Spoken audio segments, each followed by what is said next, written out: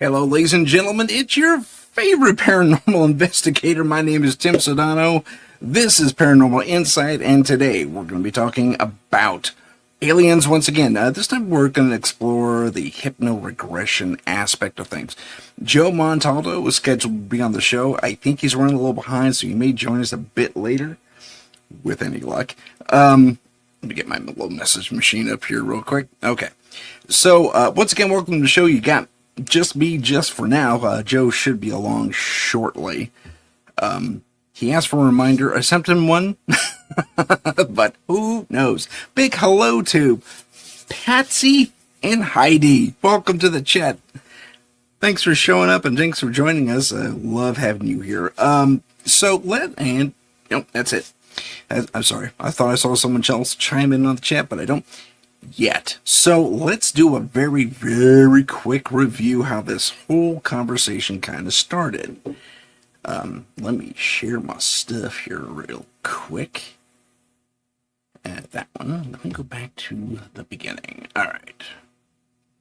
Okay, so as I share my little dream with you once again. So I had this dream about an abduction. It started out in this little town, and in this little desert town there was a UFO flap, but it was more than a flap. It's like you could practically set your watch to how often UFOs showed up in this town. It's a regular thing. I don't know where in the desert exactly. I don't know what state. It could have been California. We have our share of deserts here in the state too. It could have been Arizona, New Mexico, Texas. Again, not sure. But classic little desert town. And in this desert town, there's a specific hot spot. And that is, it's not transitioning. There we go. That is this little baseball field. Abandoned. Little league field. I mean, just abandoned. And for whatever reason, again, these images are from AI. So they decided to put words on the thing there. Ignore that part. At the back of this little stadium is, believe it or not, a hotel.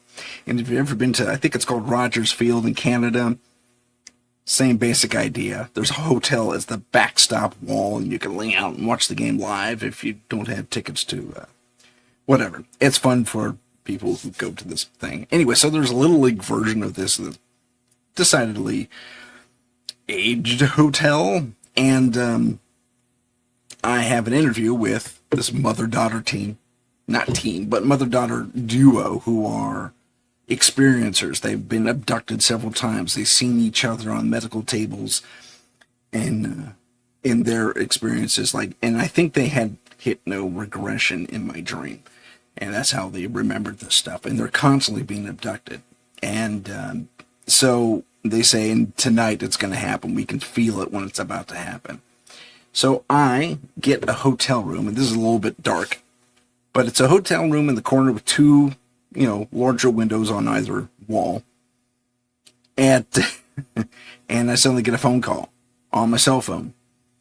And I have a team with me, but I am unaware of who these people really are. I know who my team is in real life with Scary, but for some reason, they're not even in my periphery, except for this phone call. Tim, look outside. They're here. And hey, look at that. I goofed. And the next thing I know is these two craft are outside my window. And let me introduce you to these players.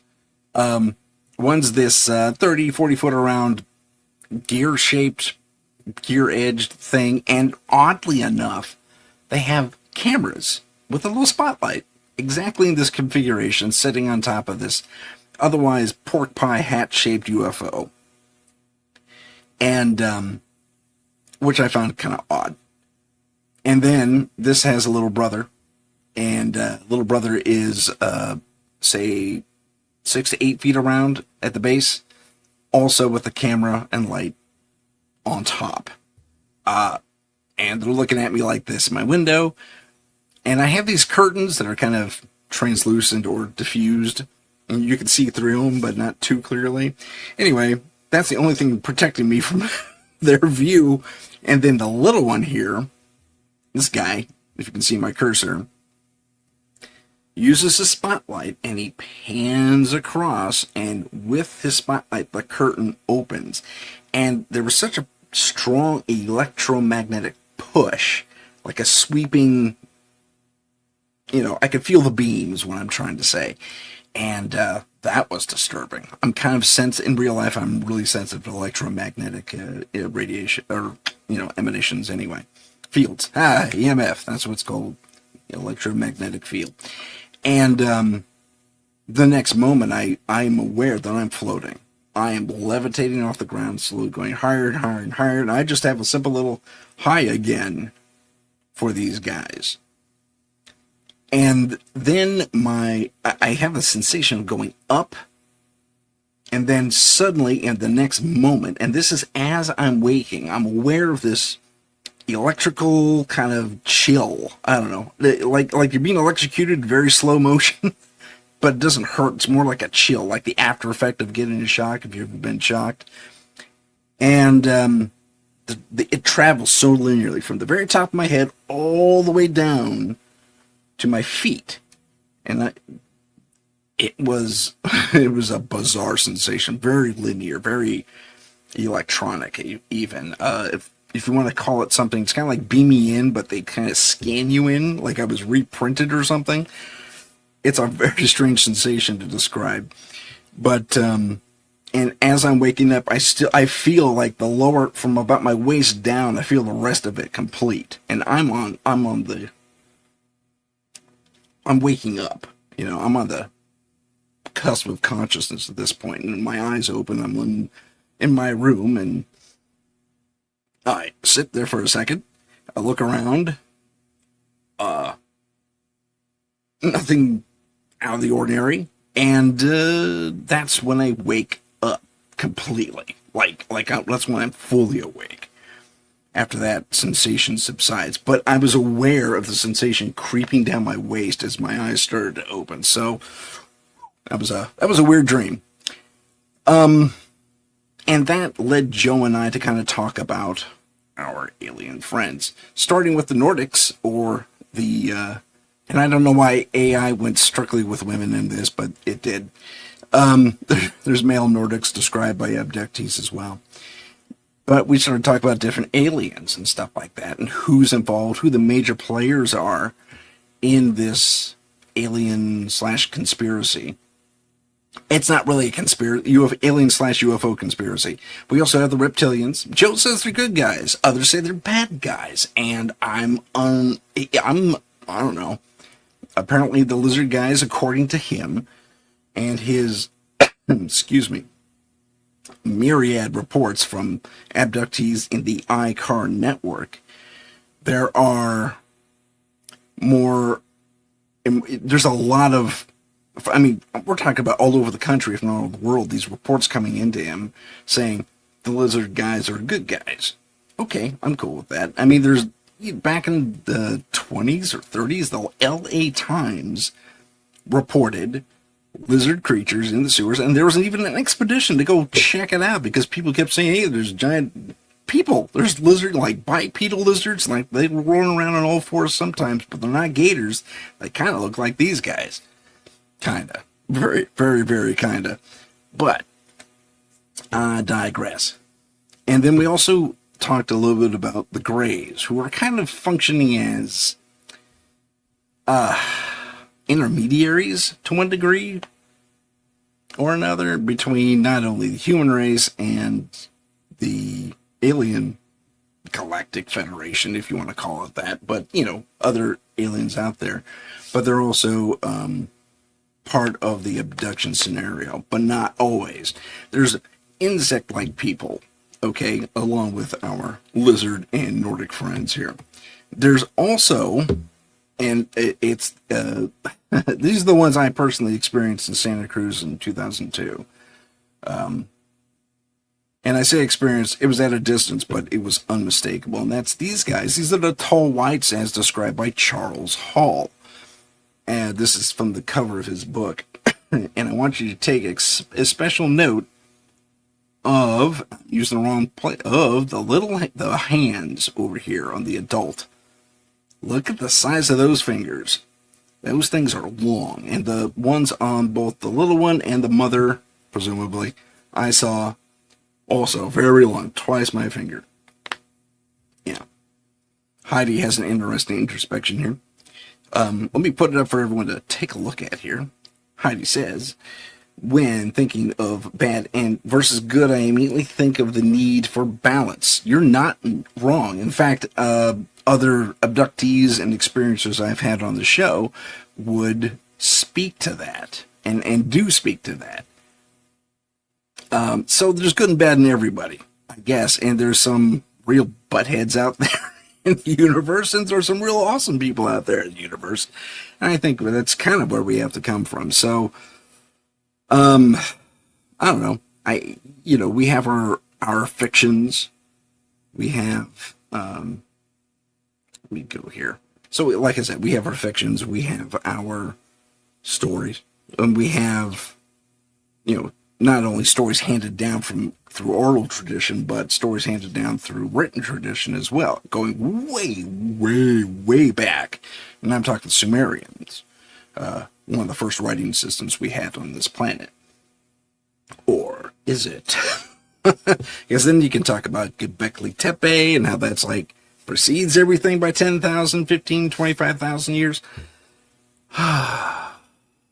It's a bit of a headache, really.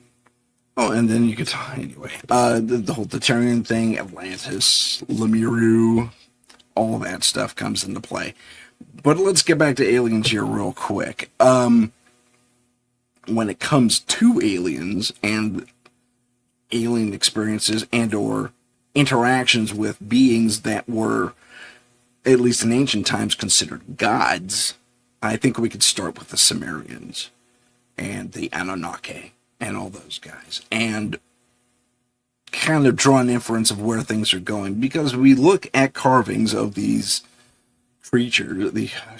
I'm following Michelle's example. She said, don't say creatures, Tim, say entities or beings. Okay, beings. Done. So these beings, these godlike beings, were depicted with wings. A lot. Like 4 of them. Which, I don't know, gives me pause, because what else we know that has wings? We have angels, and even demons to a degree. Some of their depictions in their more monstrous form, I guess we'll say, have them with bat-like wings or something along those lines. But are these interpretations? Possibly. I find it hard to believe that an entire people would go so far, and let's take in ancient India, for example, would go so far as to carve these things out of stone, or what have you, or to one degree or another, where they had an advanced technology to do so, or very meticulous with a hammer and chisels. And there are stonemasons today that are surprisingly awesome. But it doesn't matter the method. They still created these vast stories in stone to present a narrative. Whether that's historical or fictional or mythological kind of remains to be seen. But I would... Oh, by the way, you're entirely welcome, Heidi. But I would say even that's kind of irrelevant. The fact that these stories were told at all about these extra people, these extra dimensional people, and they all say basically the same thing. And we've explored this on the show before. Ancient Ireland, the Terra de Danann, I'm sorry, I'm messing up the name. The glowing people, not unlike these white folks here. I said white folks. Wow. What I meant to say was the tall white folks here. What is no exception. The white folks. Wow. But the tall whites are also described as being the glowing ones. So we might be looking at these individuals in history, but again, I'm going off topic. We've had globally in our ancient past. These creatures described and, shown to us in one degree or another with regard to what they looked like potentially. That also kind of goes to another thing. I want to show you, this is Charles Hall's tall whites that he interacted with, and very close to the ones I saw, but I want to point something out here. If you look closely, if I can have you zoom in with the full screen right here, and look at this person's nose. See that wide bit there? I saw that as well. And I want to give you another perspective of that. This is a still from a video. Someone did a 3D rendering. And this isn't too far off. Look at the wide nose. They've paid attention to the description. They really put this together quite well. Pardon me. So what we have here is at least one, and if you include me, two different sources saying that these creatures exist for sure. Whether you choose to believe Charles Hall and myself is entirely up to you. I did know the tall... Okay. Oh, yeah. Heidi has a pretty good question about these guys, and I'll put that up, too. Let's see here. I didn't know the tall whites were known to glow. Yeah, they're called the illuminated ones, and the glowing ones, as this little animation still says. Could they be perceived as light beings? Yeah, well, you could say that. I mean, it wouldn't be beyond... I'm so... Excuse me. It wouldn't be beyond the pale to say, yes. I mean, if they glow, technically, yeah, light beings. Are the Nordics also light beings? It depends. If you talk about, and this is where it also gets weird and we kind of go off topic to a degree, but if we take some of the Nordic sightings and experiences and what have you, some of them have been known to be, yes, glowy. Glowy. Hey, there's a new term for you.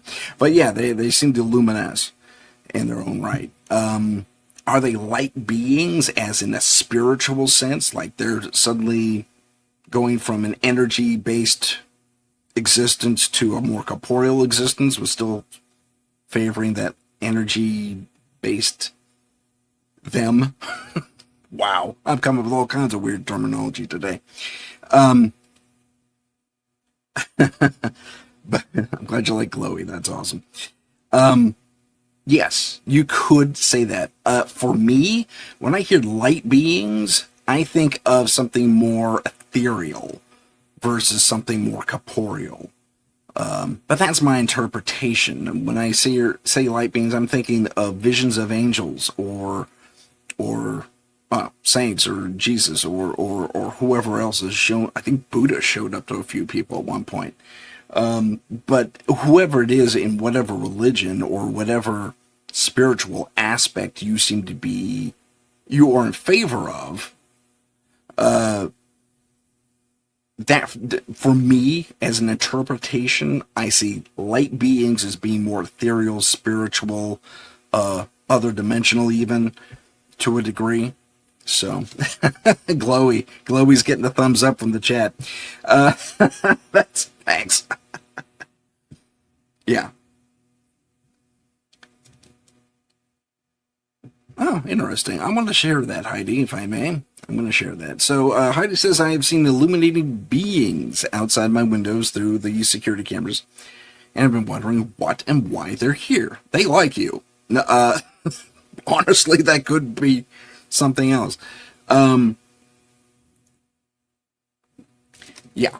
Almost the light beings would be... Okay, so let me ask you, Heidi, this. Are your light beings humanoid in shape? Are they more three-dimensional than two-dimensional, like, say, a shimmer or a ghost or something like that?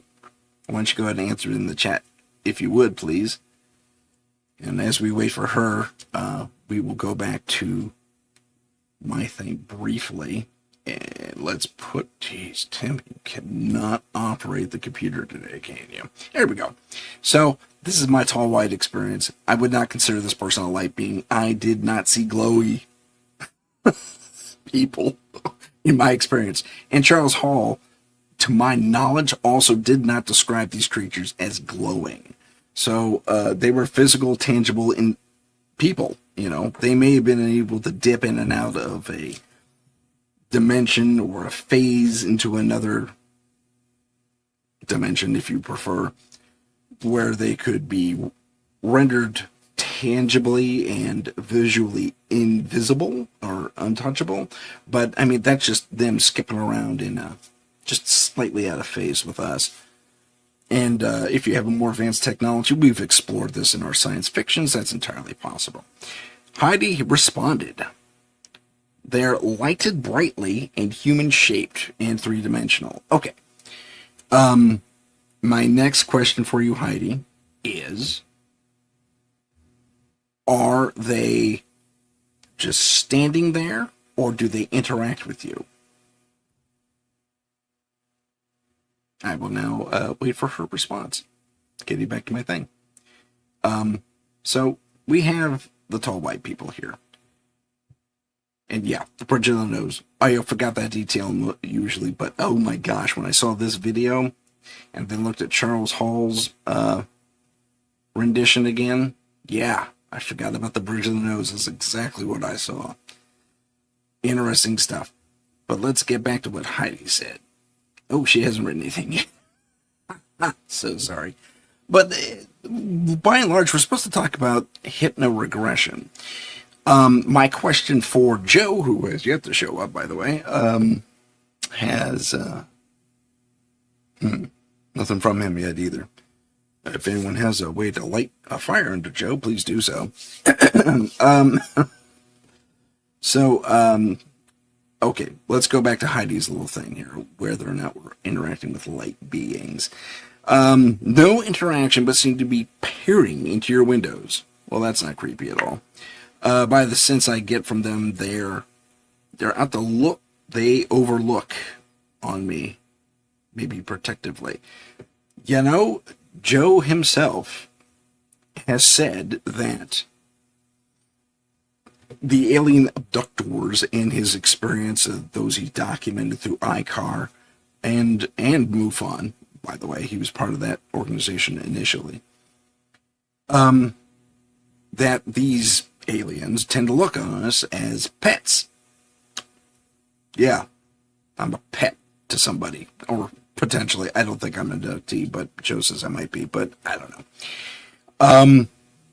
But those who are abductees are pets.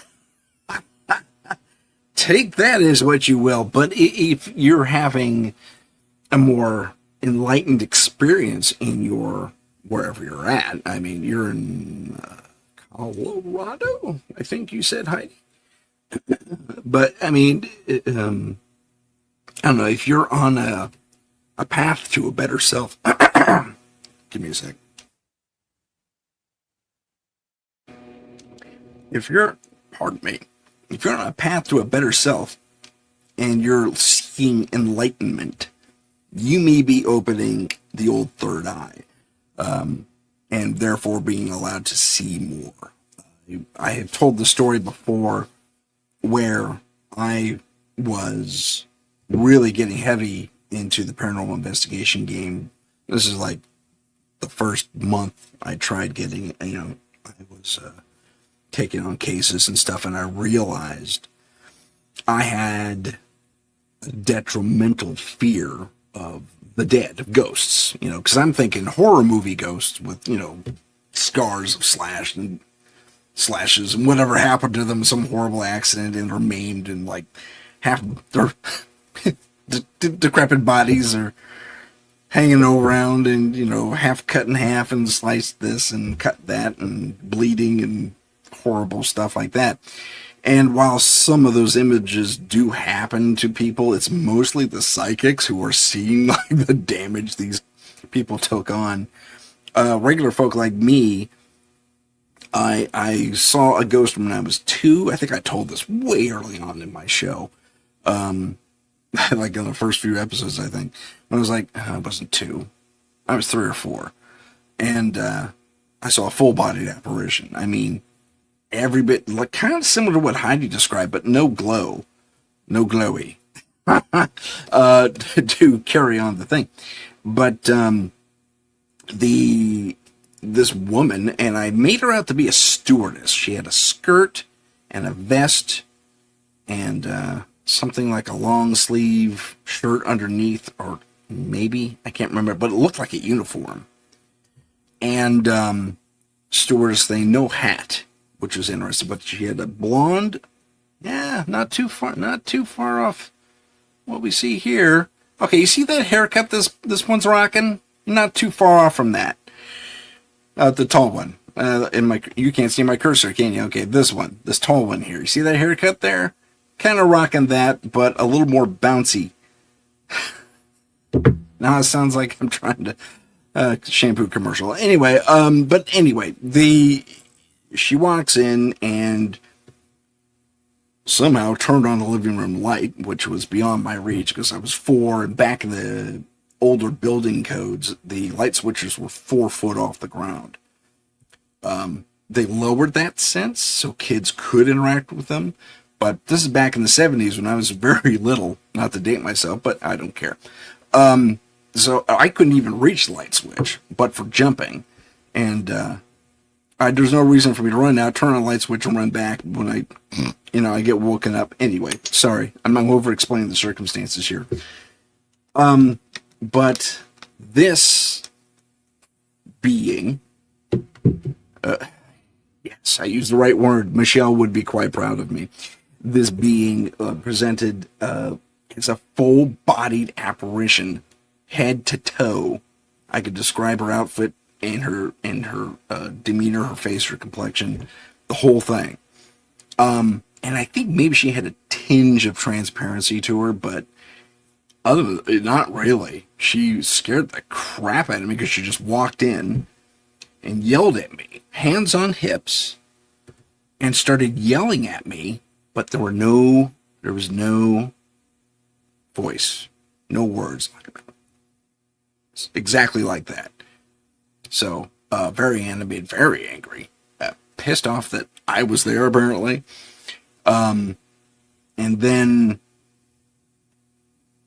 anyway, so you've all heard that story before. If I need to go into it later, maybe I'll tell it on a different episode. But that creature did not glow. And I said creature again. Damn, oh, bad Tim.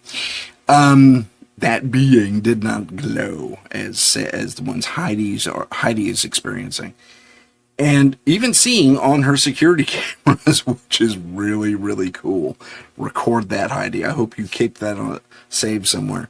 In fact, share it with me if you can. I'll send you my contact info if you don't already have it. But let's get back into aliens and stuff. So the question I originally wanted to pose before Joe didn't show up, not to throw Joe under the bus, but he should have been here by now. So, if he wants to join late, he's more than welcome to. I will put that in a message to him. Okay. Hopefully he'll think. Join late if you want. If you can. Okay. He has that message. Hopefully he'll show up. So here's my alien, guys. I'm sorry, this is not the most professional package, but it's easier for me to navigate this way. So let's talk about our aliens and UFOs and all that fun stuff. So while we have typically, in particular, these great guys in our forefront as what an alien is, and we've seen them portrayed and how else should I put this? Well, okay, portrayed in everything. Our films, our television, our books. Magazine articles. There's whole magazines, at least there used to be, whole magazines devoted to the UFO phenomena and alien phenomena. And what we have is, I did it again, add to the stage. Yeah, there we go. Is these creatures more or less in the forefront. Close Encounters of the Third Kind comes to mind, especially with this tall guy right here. And there's varying types of these gray individuals. But, I mean, if you've ever seen Close Encounters of the Third Kind, you will be... You might find it a little laughable, actually, because it's pretty obvious they had little kids running around in the alien outfits, because they were the right height, about 3 or 4 foot tall, and hang around Richard Dreyfuss and all that fun stuff. But they had one puppet that was closer to this fella here, and he was stop motion for the most part, in the close-ups, and he had a weird face that reminded me of something called a T-37B or something like that. And I'm not talking about the jet. I'm talking about this android-like creature that resembles a gray, as described by Elena Danan, and others, experiencers and abductees. So keep that in mind. I found that kind of fascinating. Like, only the android could really communicate. And the android was weird because he was lanky and just nothing but legs. Kind of looked like a daddy long legs and kind of resembled this taller one back here. But in our fictions, movies and television and magazines and the whole thing, we have seen these guys up front. When do lizards really come into play? I'm not too sure. But they come into play about, and they don't quite look like this. They're a little bulkier, kind of like the Gorn, if you're a Star Trek fan at all. They kind of look like the Gorn. And I don't mean Strange New Worlds Gorn. I'm talking TOS Gorn. I'll leave you to look that one. And Heidi's willing to share her stuff with me, which is great. I can't wait to get that. I might feature that on the next show or two. But we have these guys, and then the Nordics really kind of came into play a little bit later on, in the alien UFO story. And Sherry's here. Hey, Sherry, how's it going? Sherry's joined us in the chat. Welcome. And anyway, so these guys came in roughly around the same time as the lizard people, but I mean, they were always there to one degree or another. Our Sumerian gods didn't quite look like this, but they were humanoid for sure. They didn't look like these guys, and they didn't look like these guys. They look a little more like these guys. At least that's how we perceive them. You could go into a whole thing about hypnosis and stuff like that. In fact, that's where we kind of were. That's what started this episode. We were going to talk about hypnoregression. So let's briefly touch on that. And I don't have a slide for it, so you just have to deal with my beautiful mug. I tease. But with regard to the work at ICAR, MUFON, and others who have done hypnoregression for their abductee, I'll call them clients. I'm going to put that in quotes because I can't really say if they're clients or not. I just realized I've had my fan on to the background. It's really hot here. So if there's a hum on the mic, my apologies. It is just too hot not to have it on, though.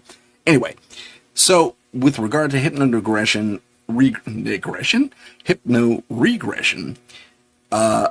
my question for Joe was, and he touched on this in the last episode, but I mean, we barely got into it. When is hypnoregression a benefit versus being a playground for the mind to create whatever they want? To fill in blanks, I guess, is a better way to put that. And is that what we're dealing with? According to Joe, no. Not with regard to his experiences and those he's put under, being a pro at that type of thing as he is. So his immediate response was no, but I still have the question about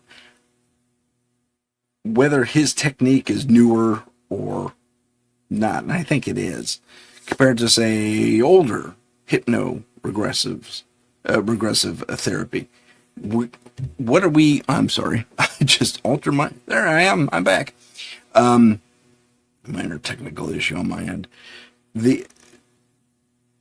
Let's. What's the validity of hypno-regression and what is happening to the patient who is being forced to relive certain memories that they may have oppressed? Now, this hypno-regression has been used for criminal cases. Hypno-regression has been used for personal growth. Hypno-regression has been used for several different things, including mostly for coping tools, for various traumas before the UFO and alien thing even entered into anyone's thought. Oh, well, hey, we use it to help these people. Maybe we can help these abductee people and find out if they're cuckoo or not. I'm sorry. I shouldn't use cuckoo, but I did. My apologies. But, I mean, you want to see if you're dealing with the real deal.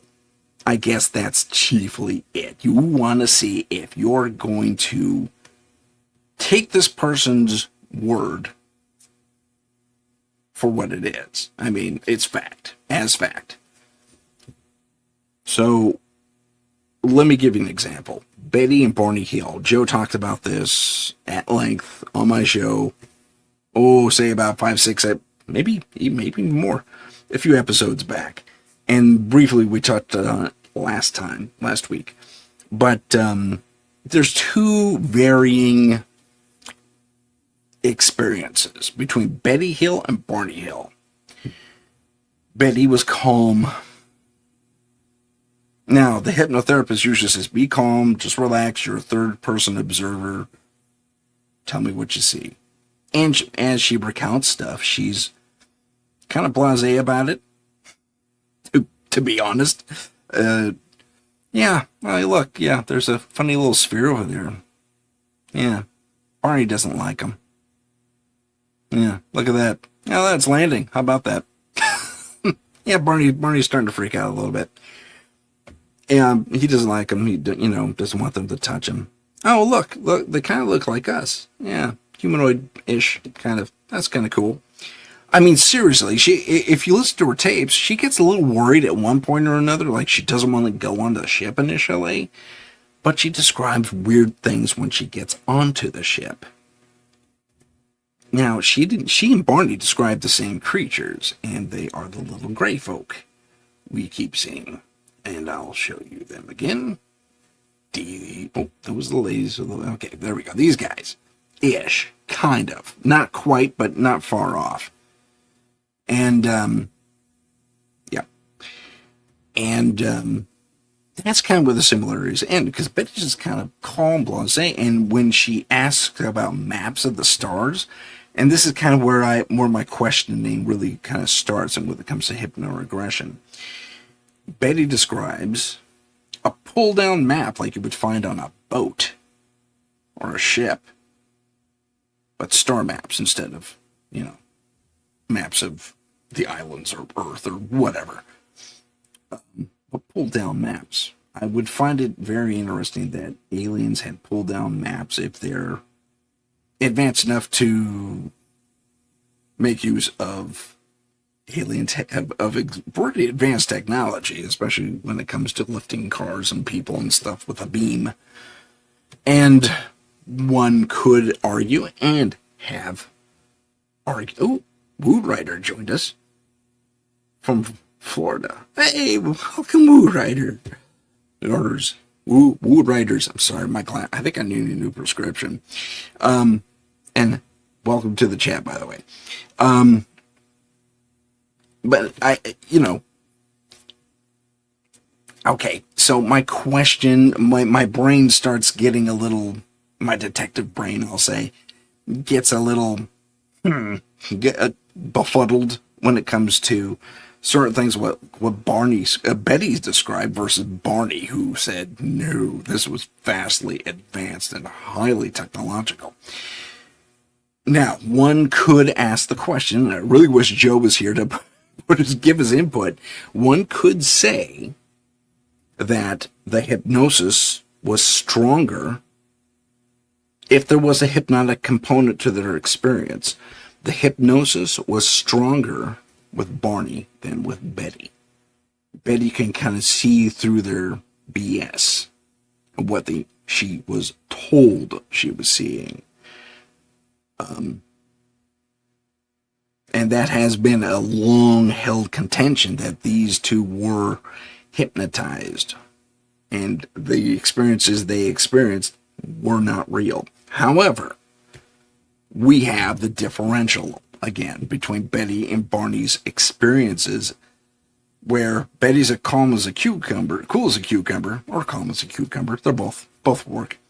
And then Barney, who has these fits. I mean, there's a moment where he freaks out and his hypnotherapist has to bring him down. That came out wrong, but has to calm him down. Yeah, there's the word. Has to, like, okay, we're coming back. You're back in normal. You're all safe. Yada yada. And we've seen both the movie depiction.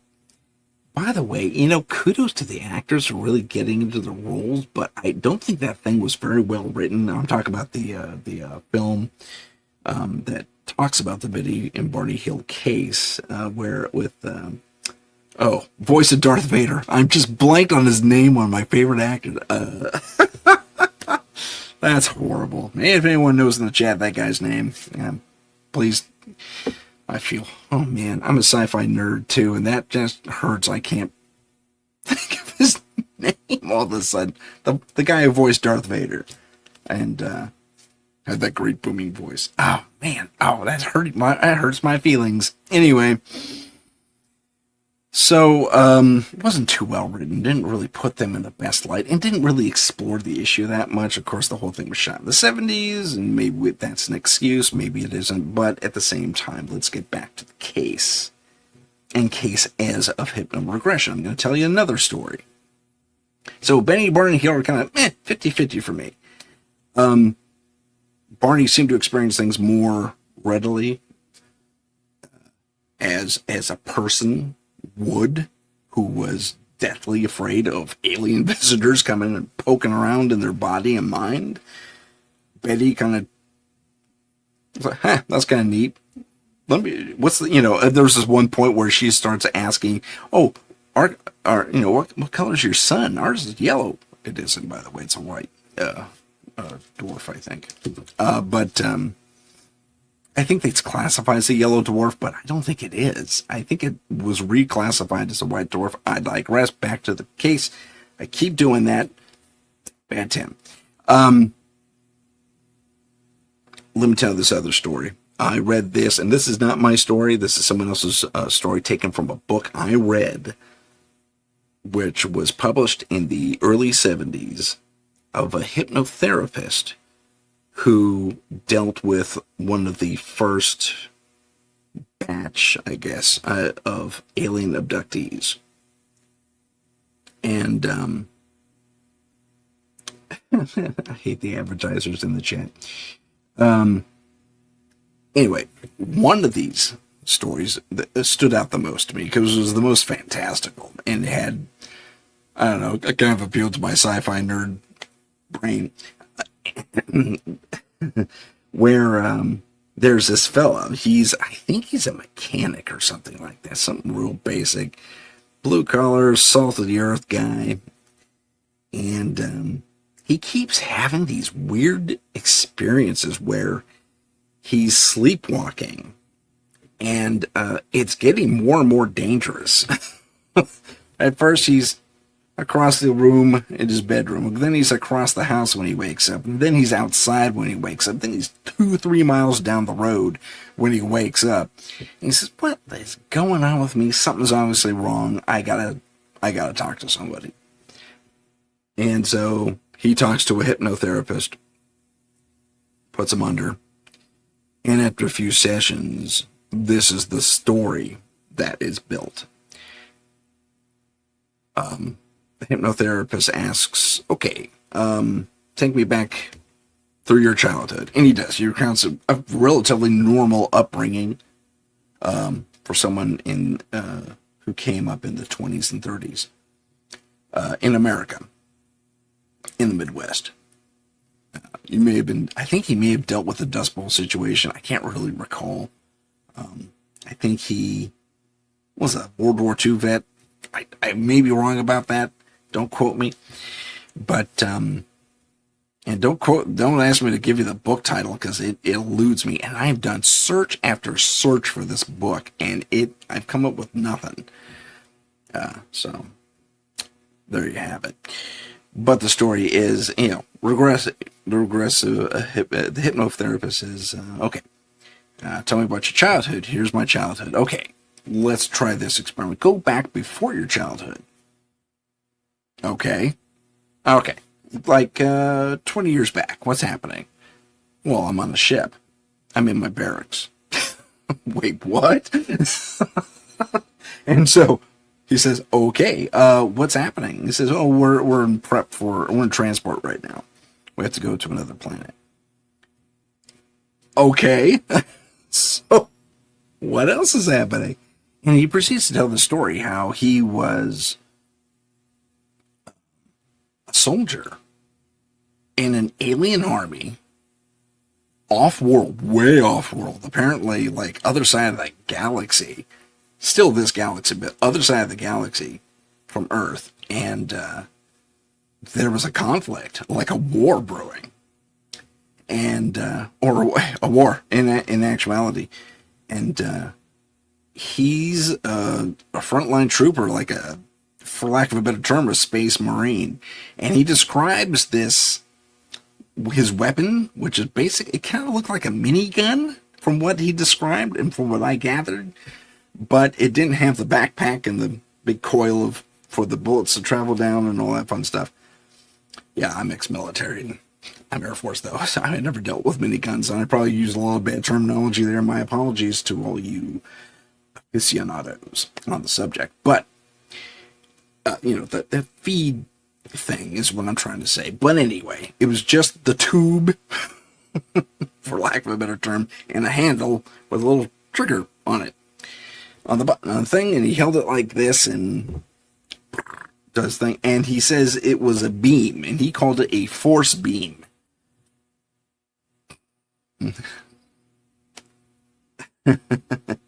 And sorry, I got caught up in the chat here over here. Anyway, a force beam. He says basically whatever I aimed at disappeared or got blown away. So it was both. It not only atomized what was in front of it, it just kind of pushed it away too. Well, and man, that is some wicked technology.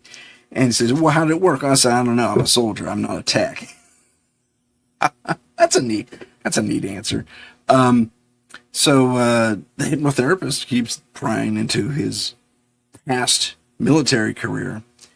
And he says, okay, so let's advance a little bit. Who's in your crew? He says, I'm on lots of people. I'm on the ship of about 2,000. Okay. And then he's asked, and are they all like you?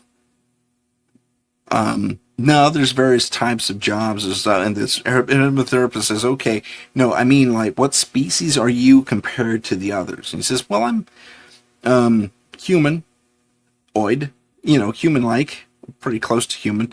One thing about that, the entire thing, he does not give the name of the races he's experienced with. So he goes on to say, it's like, he doesn't say this, I'm paraphrasing. Basically, he says it's kind of the Star Wars Cantina vibe. Lots of different alien races serving on one ship. Kind of cool. But getting back to this guy's story, he says, he's asked, okay, so what happens at the tail end of your life? Do you die? Or he said, and the guy says something very interesting. This is where the story really takes a bizarre freaking turn, okay? And really kind of actually confirms, without confirming, a lot of Native American stories and other ancient cultures, stories of visitors who have done this. And let me tell you, he says, no, it was time for my retirement. I was getting older, and I had an option. I can re-up, and they move my consciousness into a new body. Okay.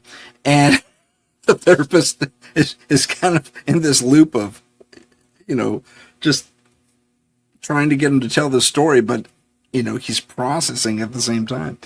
And so the therapist says, yeah, please go ahead. And he says, yeah. So I have a few options. I can get put into a new body and re-up. That's another 100 years. I really don't want to do this anymore. Okay. And, or I can be retired. Okay, great. Where are you going to go for your retirement? He says, well, we knew about Earth, and there was an opportunity to go to Earth. And so I opted for that. It was kind of out of the way. No one would really bug us. We weren't on anyone else. Earth isn't really on anyone else's radar as far as being a threat, so there's not a lot of problems with Earth. Mind you, when this takes place, the event I'm about to describe to you takes place in 1920, way before nuclear development, and we were a problem for some people. But I digress. Let me get back to my story. So he says he opts for Earth, and he's brought to the planet, and he remembers being transported down, for lack of a better term, beamed down, but it's more instantaneous, kind of like it's like a blank, suddenly you're there. And before him is this 3-year-old boy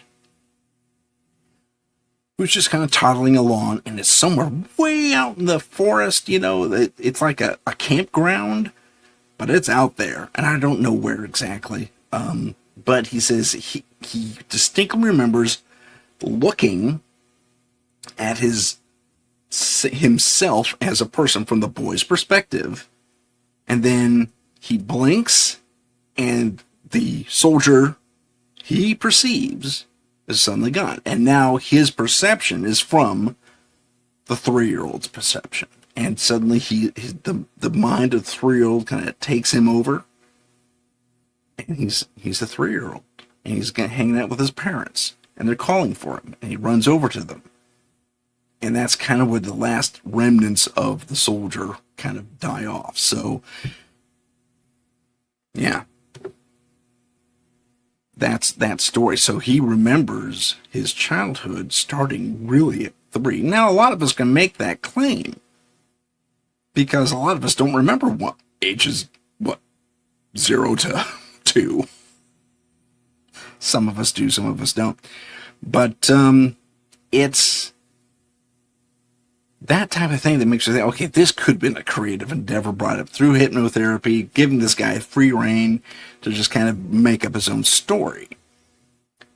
But I see we have some questions. So let's see if we can answer some of these questions together, because I guarantee I have the exact same questions to one degree or another. So it's open for questions as of right now. This turned into an open mic episode because Joe never showed up, but that's okay. So, Woo Riders says he has a question or two. So please, Woo Rider, present those questions. I'll continue to babble a bit more until I see those pop up. But my question, okay, so there's my question in a nutshell. These various regressions, are they, or could they, because there's various techniques used to verify certain truths, are these absolute truths? Or are we looking at some of the most creative stuff in the world? Now, I will point out that UFOs weren't really in the mainstream one way or another, except for Roswell in the case of Betty and Barney Hill. And even then, I think we're looking at kind of a really blinking, you missed it, kind of news sensation.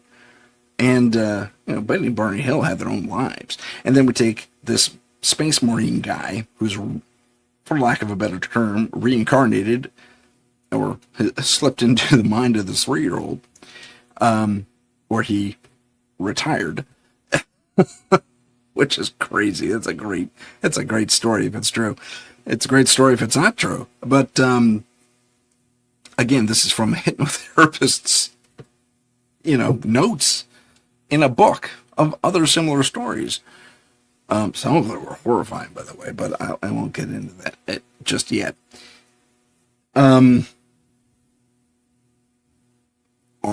Can we rely on what the hypnotherapist dug out of their clients? Can we call into question the validity of their experiences? Are they consistent? In a lot of cases, yes, they are. They've been asked the same questions over and over, and they're very consistent. Very consistent. Like I think 10 out of 10, 100 out of 100, however it is you want to look at it. So, consistency-wise, for the most part, yes. Have them been people that have made this stuff up and have that kind of brain that just kind of can generate stuff? Yeah, absolutely. And, you know, the therapists have gone 2, 3, 4, 5, 6, 100 sessions in and finally realized, oh, okay, this person's making this up because of this, that, and the other thing. And is it because they're mentally damaged or whatever? I mean, that could be a factor. I'm not a therapist. I'm not a psychologist. I and all that fun stuff.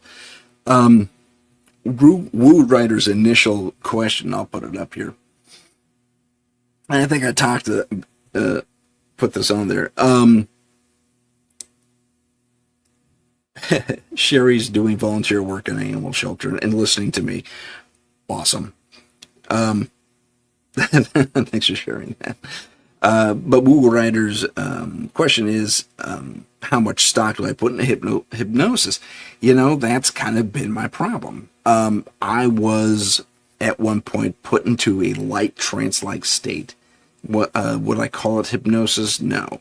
Hypnosis leaves you open to more experiences and outside influence. And I guess that's also my question. Are these therapists saying, putting words into their clients' mouths, potentially? Are they putting the narrative together? Because the client says, I don't know about this. And the therapist could ask, could it be? Which they're not really supposed to do.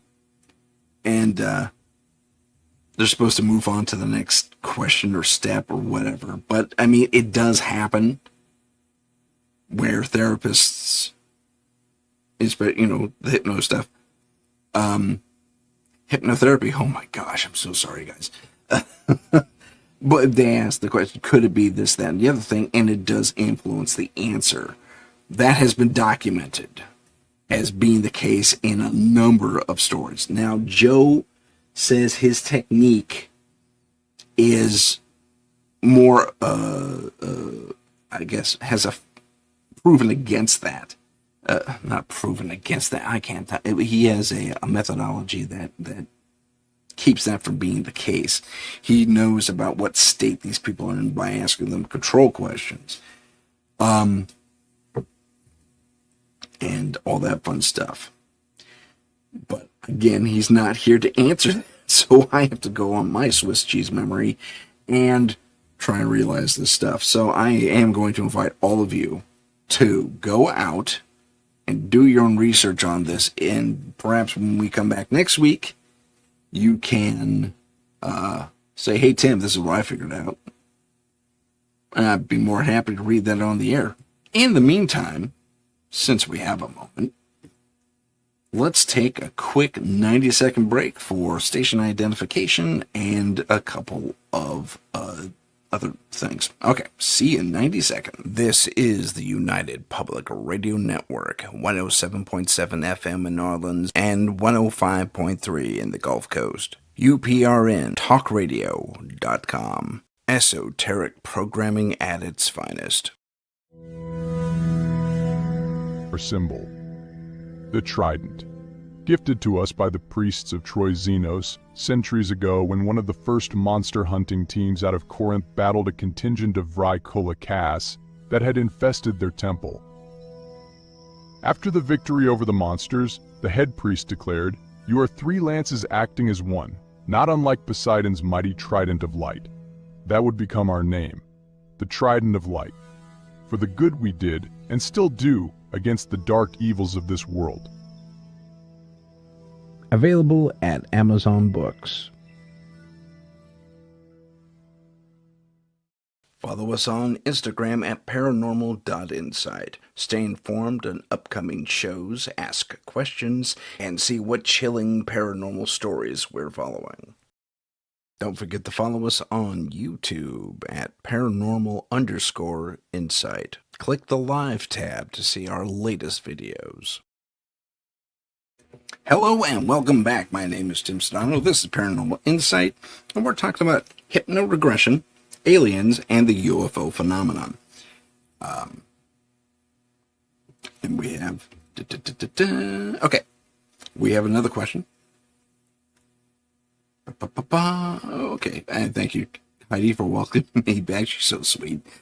Woo Writer's question, and DG, I'm sorry, I'm having a very hard time reading all this stuff. So you're Woo Writers for right now. I'm sorry, sir, or dude, or lady. I don't know what your sex is. Woo Writers. So anyway, the question: what do you believe are NHI intentions on coming to Earth? That's non-human intelligences, for those of you who don't know. And why are NHI abducting people? Very good question. That is a great Joe question, and I wish he were here. But he has failed to show up. I hope he's okay. Again, if anyone has any way to reach out to Joe super quick and get an answer, or light a fire from the get on the air, please do so. If not, don't worry about it. I'm sure he's okay, but he has been a little incommunicado lately. But I digress. Let's answer Woo Writer's question. I'm going to keep it up there for everyone who's watching. So, what do I believe that what are the NHI intentions? That's a really good question. And you can look at it from various different perspectives. Let's start with ancient astronaut theory perspective. If we pay attention to Zecharia Sitchin and his disciples, all the way down to Billy Carson, and there's a few newer ones popping up right now, we're looking at least according to that narrative, we are a seeded race, a race created for a very specific purpose. Oh my gosh, I'm sure that was involved, but a very specific purpose, and that was to, well, a few things. We're miners apparently, and they like gold. That one always struck me as weird, but okay, I guess if it says so in Samaria writing, I have to take it at face value, at least for now. And then, according to Joe, there was a little bit of an uprising. Actually, Sitchin, right, and all the way through Carson speak to this, that there was an uprising of some sort. And we rebelled and became our own people and kicked the aliens off the planet or something like that. I don't know how a bunch of cave people did that. Or, people who are, even if they were modern humans, as we are today, way, way back then, I don't know how we achieved that unless we were again, if we were more modern humans like we are today, way, way back then, we just observed the buttons they hit on their machines. Again, I couldn't even begin to imagine what was going on. It's like, yeah, you know what? I can knock your ship out of the sky. Beep, see, I did it. Boom. Oh, okay. Well, these little monkey guys are serious. We better bug out. And then they, again, if you follow the basic ancient astronaut theory timeline, they were the first civilizations, including, to one degree or another, the Atlanteans, the Tartarians, and the Lemurians. But we have a few complications with all that, in that, with very few exceptions. We have almost no physical history to back that up. I mean, maybe it's buried too deep for us to find. I mean, we're finding bells and they say it's from Tartaria, but I mean, who knows? Honestly. Now let's take this from another perspective. If we have these non-human intelligences coming from distant stars and they seeded us here, I'm sorry, I'm back on alien stuff, on the ancient alien theory. They're probably coming back to check up on us, see where we're at. Oh gosh, they have nuclear weapons now. Oh, they keep fighting each other. What's happened to our babies? And maybe there's a concern. Why are they abducting us? Again, through ancient astronaut theory perspective. Just to kind of see where we're at. And maybe they're specifically drawn to specific bloodlines, as has been more recently reported, because those are the bloodlines that they initially created. And then there were these mutations throughout the thousands of years since they were here last. If they ever left. Because the argument has been made, we've been seeing these UFO things since time immemorial. I mean, way back. I mean, the Romans reported things. And interestingly, the Roman ones were kind of like, it was almost like a missile defense system. There's one story in a town outside of Rome, in the ancient Roman days, where the ground opens up in the perfect circle, in that what they describe as a beam shoots off and knocks something out of the sky. So, leftover defense system, maybe. We also have those big bell towers in Siberia.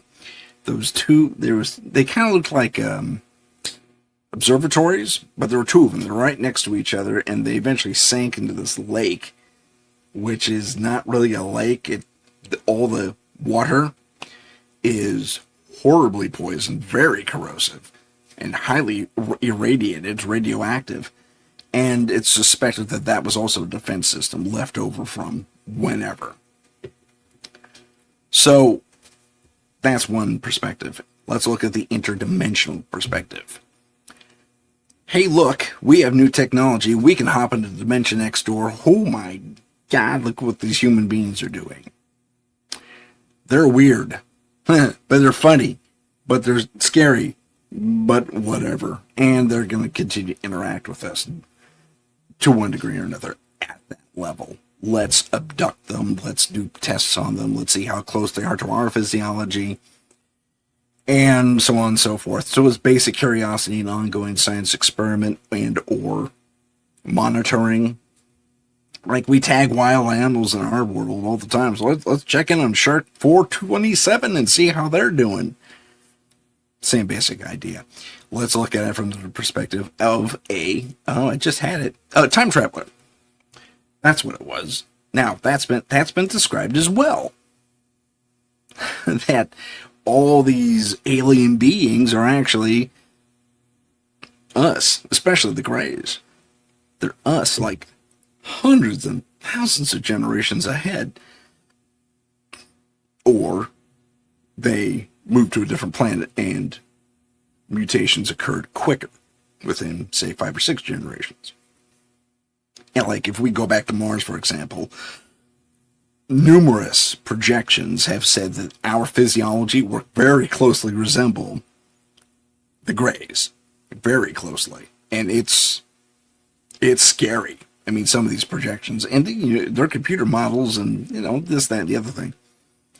So, your perspective, again, and you want to see, okay, so where were we back then compared to where we are now? If you're a time traveler, you're going to want to have that experience and, do those experiments and check in and see where we could have gone wrong, could have gone right, could have gone up, down, left, center, whatever.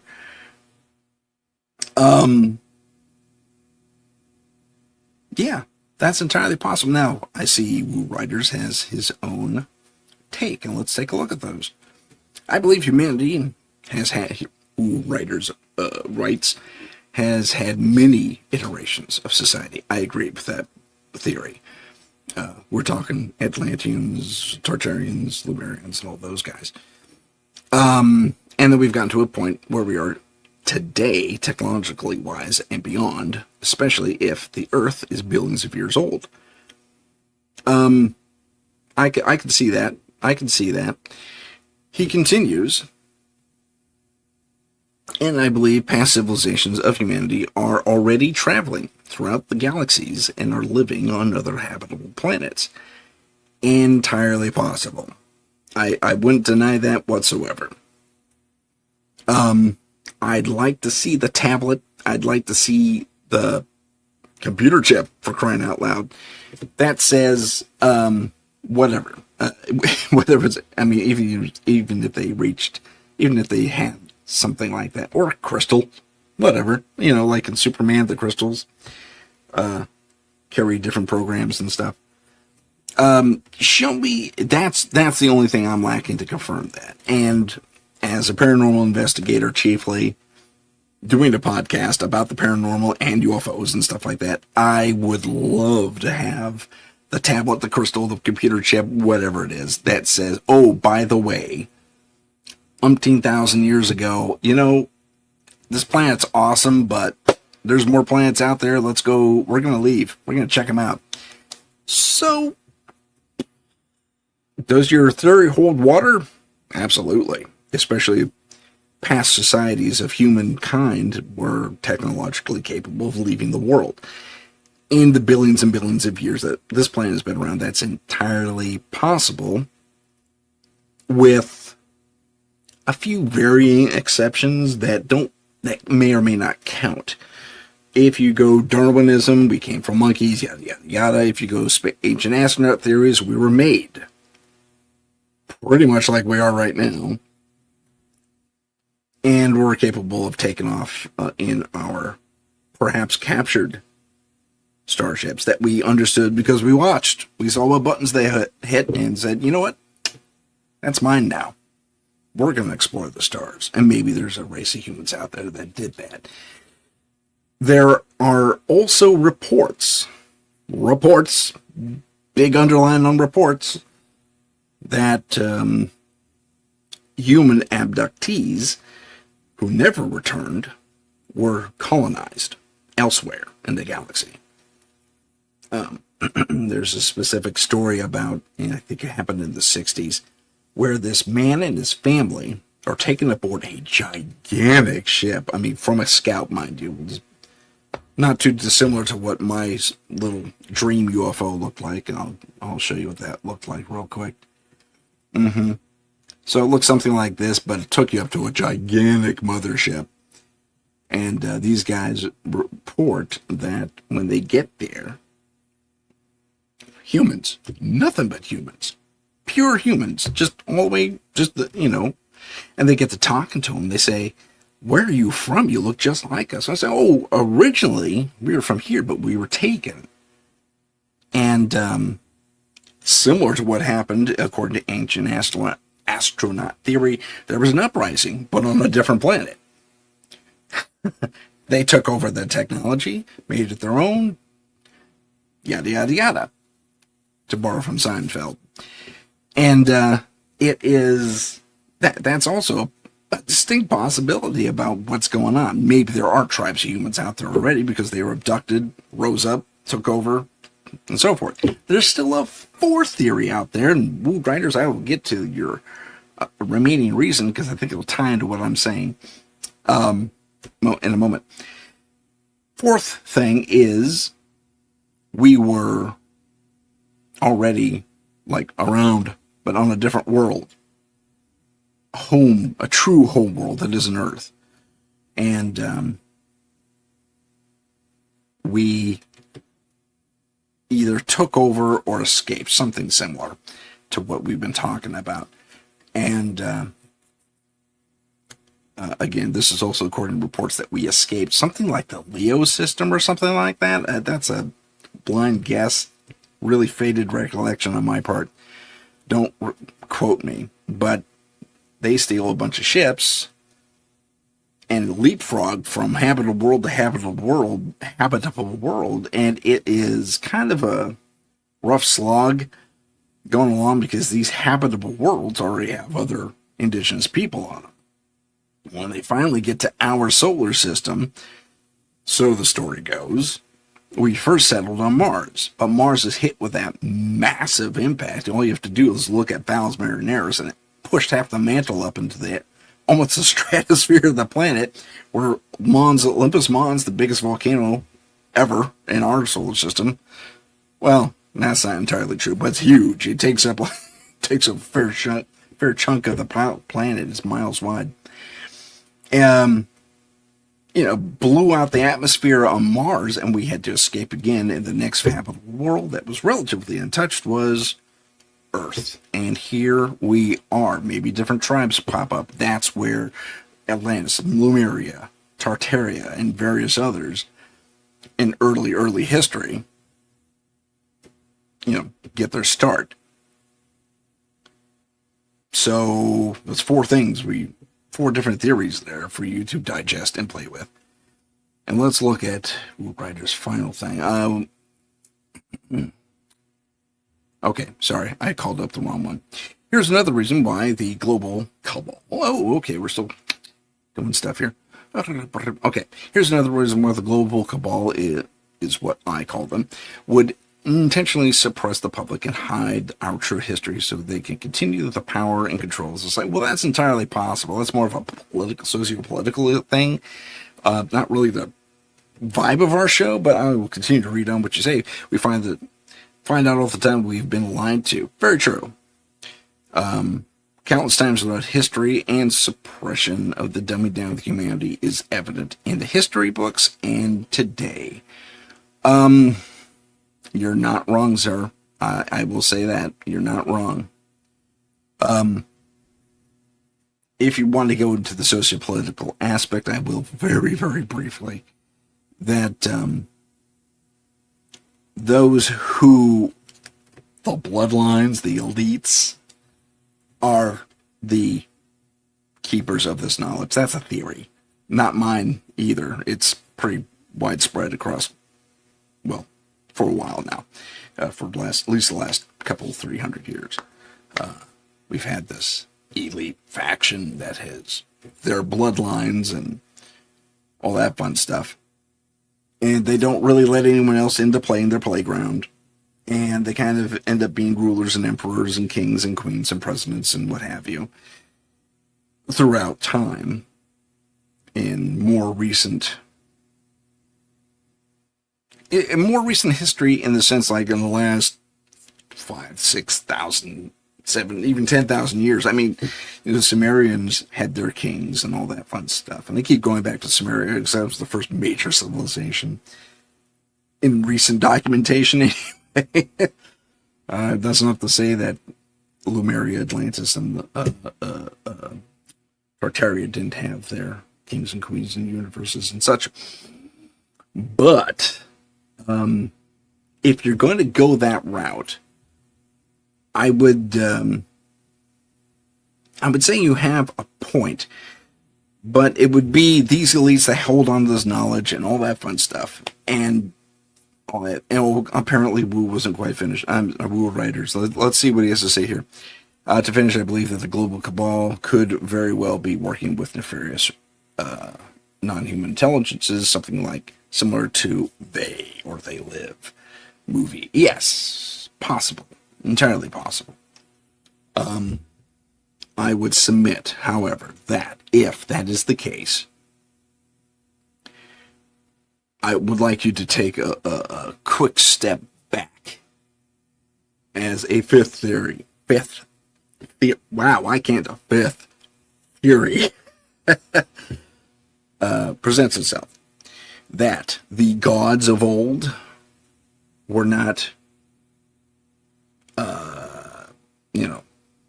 alien creatures, as Zachariah Stitchin and the guy who wrote Chariots of the Gods says, also ancient astronaut theorist. But perhaps these were left over, and this has been explored, these were leftover remnants of those ancient societies, Lemuria, Tartaria, Atlantis, that were trying so hard to hang on to their power that they created these mythologies around themselves, and they had access to those ancient weapons and technologies. And kind of created their own myths, basically. That's a fifth theory. Let's talk to Miss Tessa Marie. Tessa, thank you so much for being on the show and joining the chat. She has a question here or a statement. I've heard that humans get abducted because our DNA is easy for the aliens to manipulate. Because their race is going extinct. Yeah, we've all heard that one before, and they need our DNA to make hybrids so their species can survive. I paraphrased that last bit there. Sorry, Tessa. Yeah, that's an old story. Well, not too old, but that has been passed around quite a bit. If you talk to Joe about it, Joe could tell you about it if you were here. But Joe Montaldo would say something to the effect of that. Is it our DNA or is it our blood type specific DNA? Throughout our experience and documentation of this phenomenon of alien abduction, we have discovered that certain blood types are favored. Certain bloodlines are favored. And it's not the elitists either, because our own Michelle Deverchet is an abduction person. Gosh, abductee. God, I cannot talk today. Or any other time I do this show, it seems. But she's an abductee. She's had tons of abductees on her show. I have not had that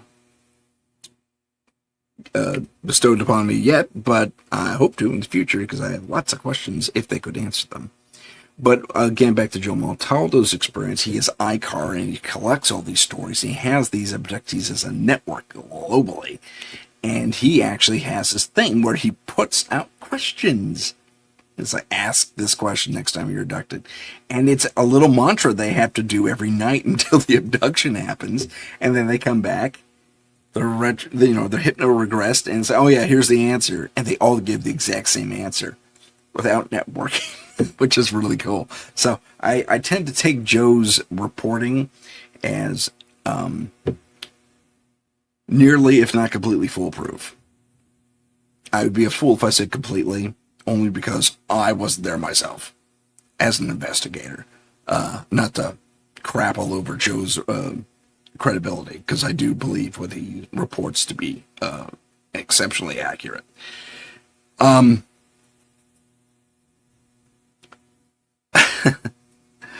didn't know you guys knew each other, so I'm reading the chat and they go, hey guys, how's it going? I haven't talked to you in forever. It's like, wow, you guys network quite a bit.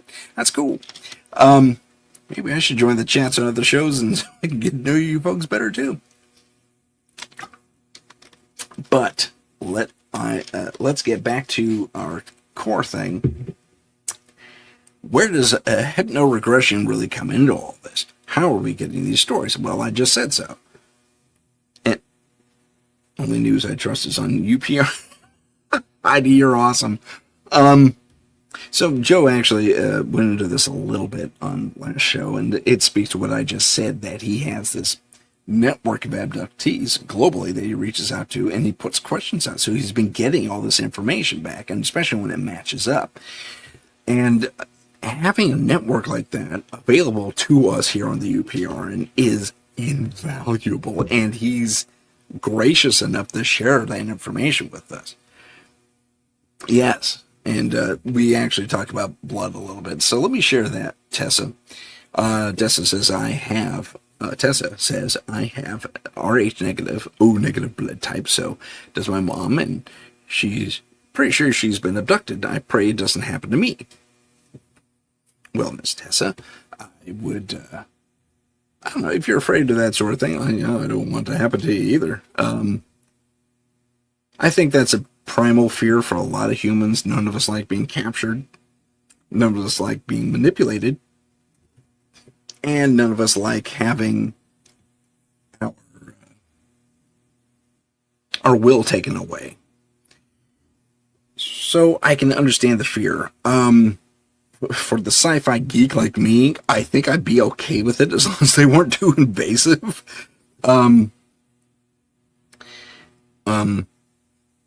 Yeah, Heidi puts it well, don't fear the unknown. But I mean, it really, it's all about the person and the individual. If you have that thing and you think you have been abducted, or your mom has, I hate to say this, and this, Joe will back me up with this if he were here, but there's a very real possibility you have been abducted in the past, if not are still being abducted regularly, because your mom is, unless there was enough of a, forget the term, mutation in your blood work that made you less interesting to our alien friends. So if you don't want to be abducted, that's interesting you say that, because if you put the intention out there that you do not take me, from what Joe has relayed to me and others have relayed to me on the subject of abduction, they will more or less listen to you, which is kind of cool. I mean, Joe said I am likely an abductee, even though I don't know it. I mean, short of my dream. But that's just a dream. I mean, if it's any sort of recall of an abduction, it's a weird one. And there's also something to be something else to be considered.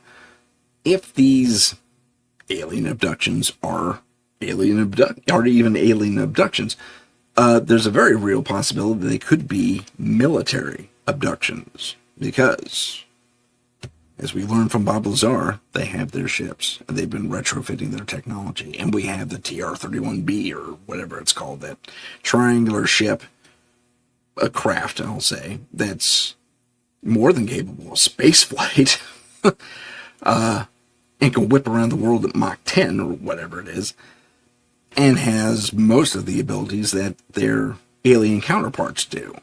So if we have access to that technology, nothing's really stopping them from doing that, doing the abduction scenario. And it's worth saying that, since humans by and large are not telepathic, they will not receive that intention necessarily. So, not to scare you, Tessa, not at all. But I would say, yeah. Sorry, I just read something in Heidi's thing. I'll share that in a second, Heidi, if it's okay. I will say that, do keep it in your head. If you have a nightly, for lack of a better term, mantra,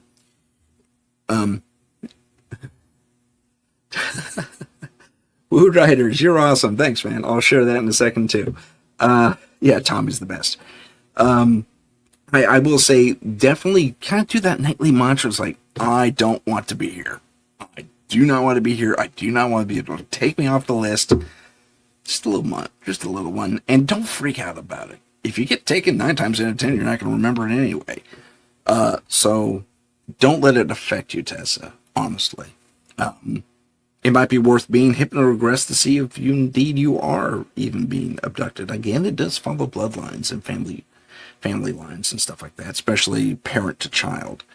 So it's a very real possibility, but not entirely out of the realm to say, well, nope, we already have the mother, we don't need the daughter. So who knows? Tessa, you're good. You're all good. I will say do not panic, ultimately. All right, so let me take Tessa's question off, and let's go quickly to Heidi. And first off, hi, little Cam51. I'm so happy to have you here in the chat and on watching the show and all that. Heidi says, Michelle says, I am an experiencer and have never thought of myself, but looking back in what... I see, we're missing a comma. What I thought has been paranormal could very well be contact. That's not entirely out of the realm of possibility. There's a lot of correlations between paranormal experiences like ghosts and poltergeists and the like, and alien activity. A lot of it. However, I will put this out there. When it comes to ghosts and poltergeists and stuff like that, and it happens to you, like it's happened to me several times throughout my career as an investigator, you will witness it. You'll see it. You'll hear it. You'll record it, hopefully, on a voice recorder, video camera, whatever. With regard to alien abduction, usually, they'll scramble video and audio signals, and you won't be able to do a live recording of them because they'll just take you without the device. So I would say those are the two differences. One, you are very conscious and aware of what's happening. The other, being alien abduction, it largely happens without your knowing it, and at least initially. Miss Tessa has a follow-up. That's interesting, you said, about putting in the intention out there, because I grew up in a haunted house. Oh, very nice. Yeah, that's always fun. And every night I would say, please don't let me see you. And you never saw anything. Well, yeah, these things, listen, man. I mean, it's all about what you do put out there. It's amazing that a lot of people don't really give intention and a lot of credibility, because it really does have a lot of power. I mean, the human being, the human us, we're awesome. That sounds so conceited, but as a race, believe it or not, the human being is really an awesome, powerful entity being in and of itself. Not to talk about my own race in the third person, but I just did. So yeah, our intention holds a lot of power, believe it or not. Now, you could focus and intently say, I'm going to win the lottery. But there's also an odd little unspoken rule that has been more or less recently brought to the forefront. And that is, you must be in service to others to get what you want. That's a weird way to put it. You must be in service to others to get what you want. Service to self doesn't always work out. That means you're a selfish little bad me. And, I don't think anyone here really falls into that category. So it's interesting. You say, I want to win the lottery. I want to win the lottery so I can help the world. Ah, there we go. That's a better way to do it. So I might try that myself today. I just never putting it into practice until just now. But I'm glad. See, your intention does have power. And Sherry says, I have seen a craft or something, but don't remember ever being taken. I've seen craft as well, but I don't even come close to remember to being taken.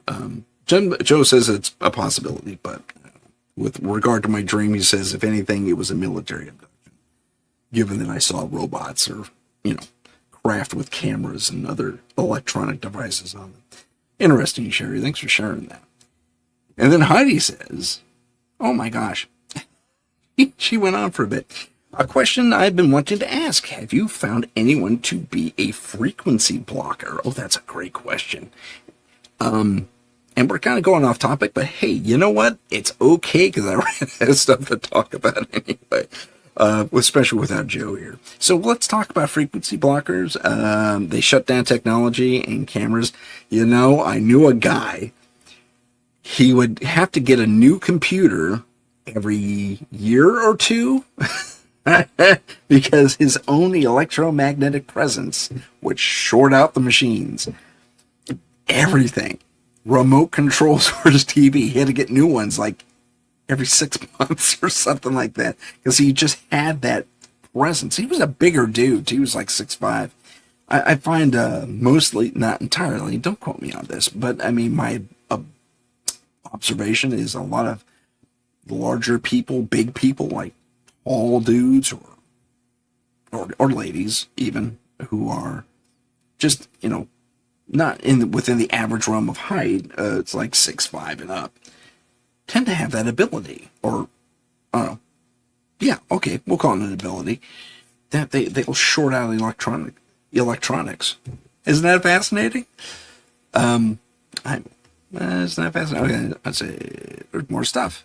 Oh gosh. I have seen craft too. Never thought of being abducted. Very plausible. I have. Okay. This is a weird.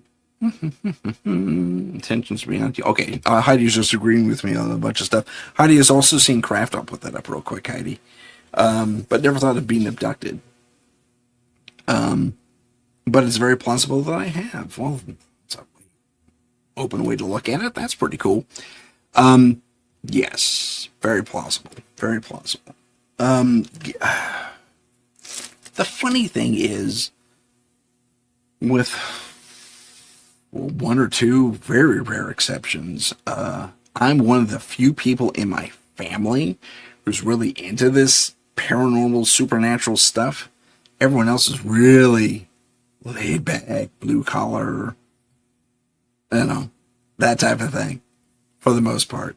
Not everyone, but for the most part. And most, if not all of them, are kind of, they'll call something like this, like the topics here on the UPRN, woo-woo. Which I always found hilarious in and of itself as a word. But I digress. Heidi shares a thing where, I have thought of myself in the past years when technology will glitch out around me, but there's a guy that I believe is a hybrid that might intentionally shut tech down. Really? Like, is he a neighbor or something? Or that's curious. Woo-woo is a thing. I just find the term kind of silly. We're talking about something way more than just, in my personal estimation, and I'm sure yours as well, otherwise you wouldn't be here, way more than just flights of fancy, or fantasy. Too many people have come forward with everything across the spectrum in the paranormal world, saying that this has happened to me, and others have corroborated it, and so others around the other side of the globe have said, yep, that happened to me too. And I can give you the date and time, and here's the guy's picture, or whatever. So it's interesting. Miss Tessa has something more to say. When my mom and I go shopping together, I'd say like 70% of the time, she says, something goes wrong with the cash register, and the transaction happens so much we laugh about it. We think it's our blood. Possibly. If your blood's especially iron rich, I think O is iron rich compared to most blood types. That's why it's such a good donor that it can go to, or is it O negative? That's a good donor. Someone better check me on that. But I think that's why you have a little more iron or something like that in your blood, I think. I was pre-med a gazillion years ago, and I barely made it for the chem classes. That's it. She's positive. O positive. I think that's the universal donor too. Streetlights get affected, she says, especially when my daughter and I, walk underneath them. Also no blood type. Well, that makes sense. Oh, all that O negative. Oh, she is O negative. Okay, so O type in general. Okay, I get you. Oh, interesting. So that's entirely possible. If you have that O type, I think you have a little more iron than most folks. And so you might be a little more electromagnetically conductive, so to speak. So you'll probably short stuff out. So keep an eye on your computers. Touch them as little as possible. I joke. I tease. Heidi goes on to tell us about her, how did she put it? Let's see. Yeah. How'd she put it? Oh, the man she thinks is a hybrid. She goes on to say, he just showed up as a regional property manager here where I live. I Googled him and can't find him anywhere. Ooh, okay. And he is a strange ranger. A weird vibe. And I've noticed him I have no store cams shut down with him, I guess, nearby. Yeah. And Miss Tessa confirmed that she can give her O blood to anybody. Good to know. That's great. So going back to Heidi's thing, that's interesting. And are these light people you see on camera? Well, I guess if he shorts them out, the answer is no. I was wondering if there's any correlation between their appearance and his appearance. Heidi, let me know about that. That's very fascinating to me. I'm going to do like an online investigation. That's kind of cool. Pardon my drinking. It's water. Just P.S.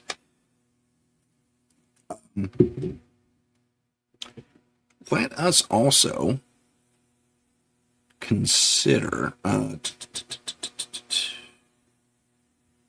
Well, I lost my place here. Here she is. No, he's real and in the physical. I understand. No, I get that part. Heidi, my question was, when the shimmery, glowy people, show up on camera, is there a correlation between them showing up and him showing up? Not whether he's tangible or not. I'm just wondering if there's a correlation between the two different types of activities. Or, not activities, presences. Yeah, okay, I'll stick with that. I probably misspoke on what I was trying to say there. If you get confused, just ask me a question. Let's also consider... Oh, oops, sorry. No, I've noticed. Okay, gotcha. She says no. Heidi says no, that's not what's happening. No direct correlation, anyway. How about the opposite of a correlation? They show up and like 5 months or whatever it is later, he shows up. Just curious. Just to do a comparison. Let's see here.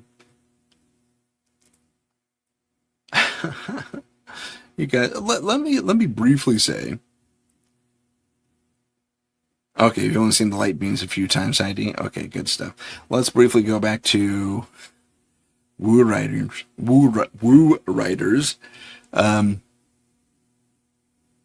You found me through Tommy Cullum. Yeah, Tommy Cullum. He's the best. I like Tommy. He's a good fellow. I've been on his show a couple of times. He's been on mine. We always have a good time. We're part of a collective of podcasters called the Fantastic Five. You won't be able to find us. There's no website on it. Don't worry about that. This is what we call ourselves. Just kind of happened. And we're not being conceited.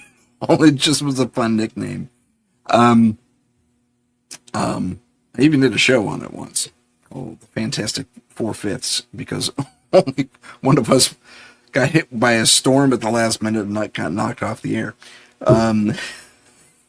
But anyway, so yeah, Tommy's part of our Fantastic Five. He's a hoot, and he has some interesting guests on too. He's really just like out there and say, "I like to be on your show," or he's inviting people to be on the show. Yeah, he's got a heck of a following. He does like 2 or 3 shows a week. I could barely get this one put together, man. He's a dynamo when it comes to this stuff, and he's so interested. He's had so many personal experiences too. He's fantastic. He's a good one for stories. I think my favorite story of Tommy's is when he ran into what I determined to be a kitsune, mythical creature from either. Well, it depends. It's kitsu in China and kitsune in Japan. The multi-tailed fox that is often reported to transform into a woman. And I don't mean like werewolf style, or at least the way we depicted movies. It's painful and prolonged transformation. It's like, you're a fox, you're a human. You're a fox, you're a human. Like instantaneous, a shapeshifter, if you will. And he says he saw this elderly lady just kind of shuffling along one night, and she's going to the bus stop, and I guess the bus stop has a back on it. where the bench is, and like a little covered bench area, and she goes behind it, and out the other side, a fox full on jumps out in the road, stops, looks at him, and trots on to the forest. And he went over there, and he looked for that lady. Was nowhere to be seen. So I think very, very possible Tommy saw a shapeshifter of some sort. Could have been spiritual. I don't know. That's a weird thing to be showing off, though. It could be a kitsune, and that could lend to a verification of sorts. I mean, one eyewitness, I grant you, but of the kitsune legend, where and it was a regular fox and it didn't have multiple tails or anything, so who knows where that part came from, but it's intriguing to me. So yeah, I think Tommy saw a kitsune, and he's seen that same fox running around too. He says, I followed it once. It stayed a fox, but it kept looking at me. It's like, well, you were following it, Tommy. Yeah, I keep looking at you. Says, fair point. And he says, I really wanted her to change back to the old lady I saw, the elder lady he saw. It's like, I get it. But these strange creatures don't always perform the way we want them to. Anyway, back to it. And once again, welcome to the show. Pardon me. Woo Writers, thank you for joining us. One day, little Cam, I just saw this. Sorry, I was scrolling through the chat. One day I'll make a website of all the channels we watch and list them there. I'd be okay with that. I'd love to join that society. That'd be a little online society. That'd be really cool. Let me throw this out there as well. If you want to join us in the chat at the last 15 minutes of the show, I should have done this at the beginning. You may find us at www.youtube.com/paranormal_insight/stream. Actually, that might be streams. Whatever the live channel is. If we're there, you just click on the live channel and you'll see the show in progress. You can join us in the chat. It'll be a lot of fun. And we'd love to have you here. So, let me also put out another thing. I'll keep that going for a second. I am looking for guests for the next few weeks. I'm going to be on a show called SIPA Canada. Man, that guy's going to kill me for getting that wrong. But anyway, so I'll be on that show. It's not part of the UPR network that I'm aware of. I don't think it is. And I'll be on that show. It'll be 1 hour. Then that person will be on my show for 2 hours in the following week. So I go on his show, I think, August 7th. Oh, man. I wasn't prepared to talk about this. I don't have my notes. So I'll say August 7th, and then he'll be on mine the following Thursday, I think. It may be a pre-record. I can't recall at this moment. So that's later. That's the early part of August. But if you want to be a guest on the show, I have a few more Thursdays available until that happens.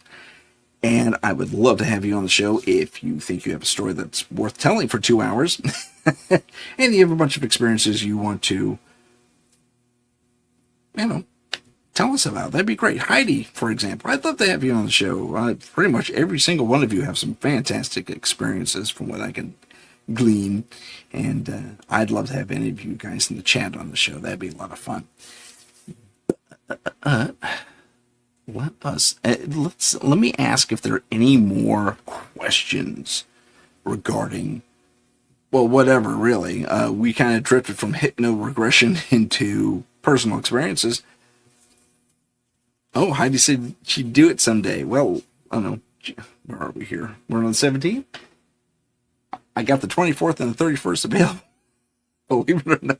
Actually, the 24th might be taken, but 31st for sure. Well, let me know. It would be live. I'd prefer it if you were on camera. It would be in this time slot. And you seem to be available, so all right. You can contact me about that. Let me tell you where to find me, by the way. I am at paranormal.insight. I should put this on a banner. In fact, I shall. But I am at, no, I'm not. Oh, that's not it. Paranormal, as I type it in, .insight, .podcast, longest email ever. And I can't spell it correctly, at gmail.com. Paranormal.insight. Did I do it right? Here we go. I'm not going to scroll. Okay, there it is, right there. That's the email, paranormal.insight.podcast@gmail.com. If you'd like to be on the show, please send me a quick email saying, hey, I'd like to be on the show. And we'll get you on the show. I had to turn someone down recently, though, because it was like an overplayed topic. So let me tell you what I'd like to talk about. I like to talk about hauntings. I like to talk about UFOs and aliens. I love to talk about, well, Bigfoot. So if you have any of those major things happening to you, that's fine. So Heidi, I guess we'd mostly talk about your spiritual experiences, for example. And it doesn't have to be limited to that. It could be everything you've experienced in the paranormal realm. And she has some video clips she's going to send me. That'd be super cool. I'd love to do that. Would be really cool, actually. That'd be a great way to do the show. But no pressure, Heidi. You tell me when you're available. If you can do the 31st, I'll take you up on it. And if the rest of you out there in chat and or just watching, you now know how to reach me directly. I think I put 2 periods on there. No, I sure didn't. Okay, I did it right. I need new glasses. There we go. But I digress. We have 10 minutes left. Do we have any further questions out there in chat world? I felt energy my entire life. Really?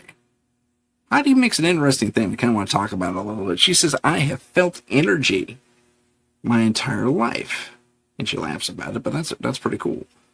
Now, with me, with regarding my UFO experience, when, let me show you a little picture here. When this little guy in the window over here, when he, in the dream when he, when he panned his light and opened the curtain, I felt that push of electromagnetic energy. Is that what you're referring to? Because I'm very sensitive to electromagnetic fields and what have you. And I can literally feel. I remember an investigation where this house was rebuilt by an amateur, and they kind of got the wiring a little bit jumbled. And there was a moment where we were in the basement, and the power assembly was above us at that point. And for me, it was like, low-hanging branch or something. I had to really duck under it physically because I could physically feel the pressure of the electromagnetic field.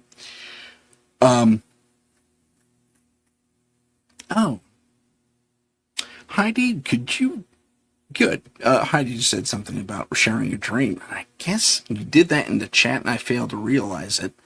I may ask you to recount that, please. That'd be fantastic.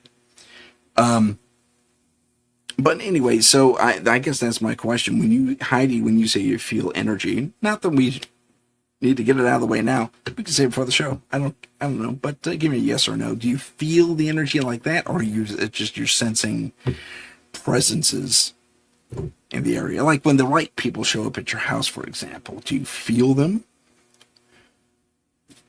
Let me know. And I'll wait for her to respond in the interim. Yeah. So regarding all the questions I got in the chat, first off, thank you so much for posting your questions and talking about your concerns and what have you.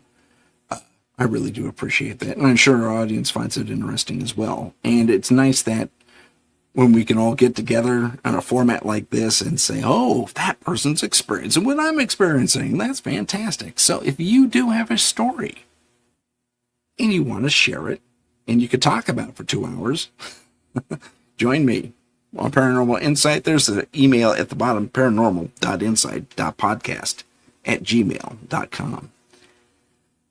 longest email ever. I really should have thought about that, but okay, so I'm going to take that off the screen now and take us back to the chat thingy. If you want to join us in the chat in the last 5 minutes, please do. I'd love to have you. Sherry says, I had a great show. Well, fantastic. Thank you. I appreciate that. Hey, Sherry, if you want to be on, come on down. It looks like we're wrapping up. We got 5 minutes left. So, ladies and gentlemen, I will cut out a pinch early unless you have another question. You got 30 seconds. I'm counting. If you don't have anything else, I couldn't tell you how much I appreciate you guys being here for me. I'm really hoping Joe's okay. He should have been here with me on this particular episode. He asked me to remind him, and I did. Maybe I did so too late. Who knows? But I want to thank you all once again in the chat. Those of you watching at home, those of you listening on the radio, thank you once again. My name is Tim Sudano. We will wrap it up. My name is Tim Sudano. This is Paranormal Insight, and I can't tell you how much fun I have doing this show. Thank you all for joining me, and we'll see you next time on Paranormal Insight. Bye-bye. If you have a paranormal experience that you would like to discuss on the show, please email us at paranormal.insight.podcast@gmail.com. That's paranormal.insight.podcast@gmail.com.